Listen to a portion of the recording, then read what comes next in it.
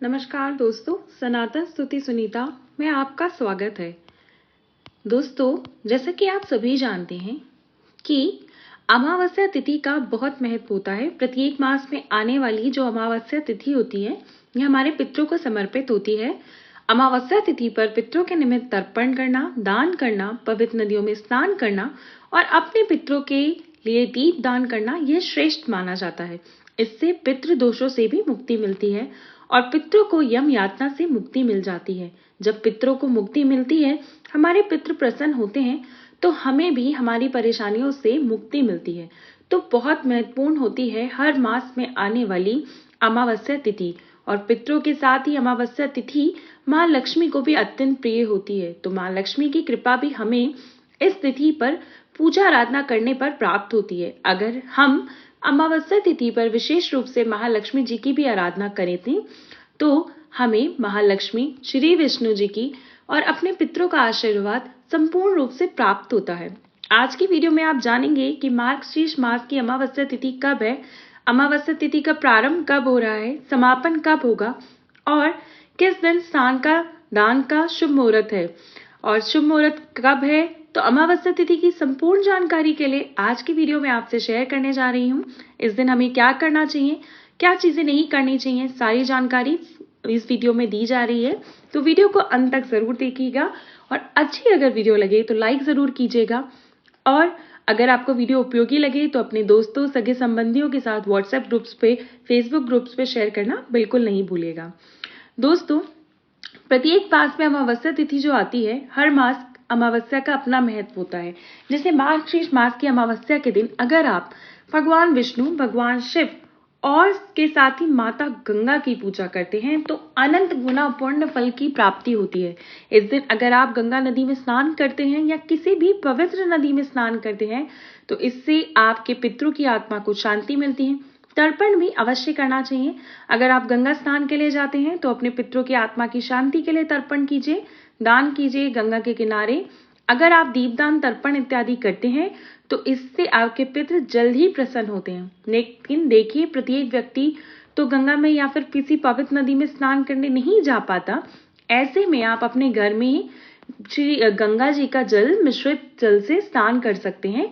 किसी भी पवित्र नदी या तीर्थ का अगर आपके पास जल है, आपके पास है, तो आप उसे अपने स्नान के जल में मिलाकर स्नान कीजिए।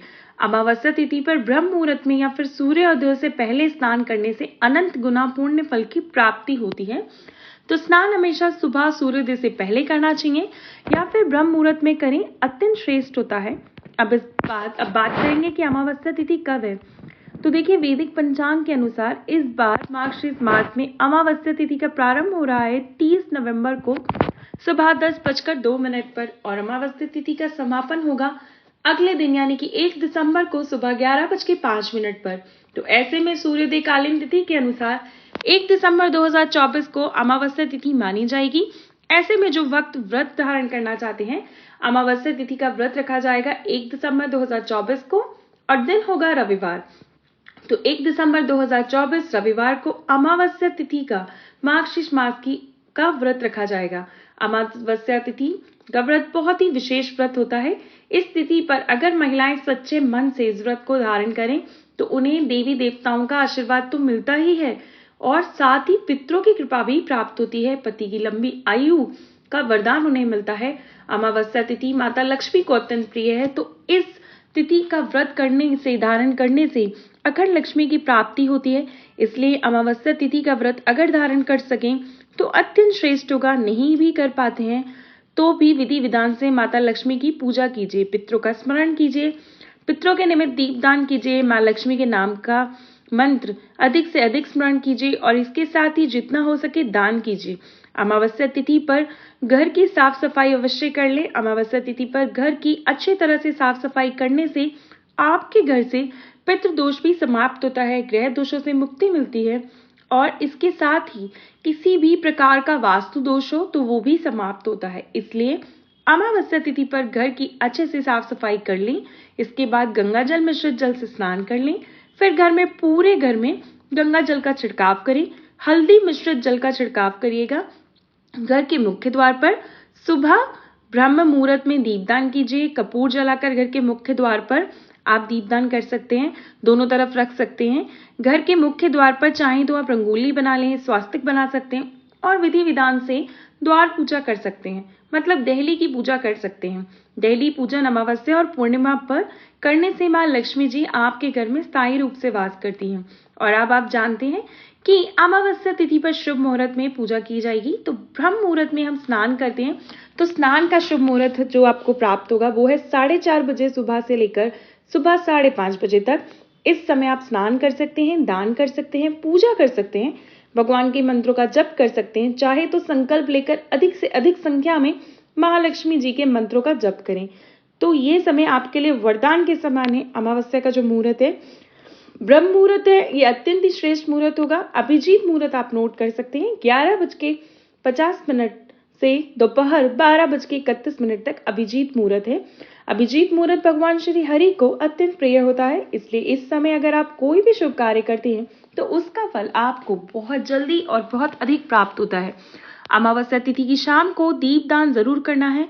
तो दीपदान करने का शुभ मुहूर्त क्या होता है? देखिए, वैसे तो संध्या काल में आप दीपदान कर सकते हैं, जो कि घर में दिया बाती जलाने का शुभ मुहूर्त होता है। शाम को 5:02 से 5:48 तक विशेष रूप से जो शुभ मुहूर्त है, इस समय आप दीपदान कर सकते हैं।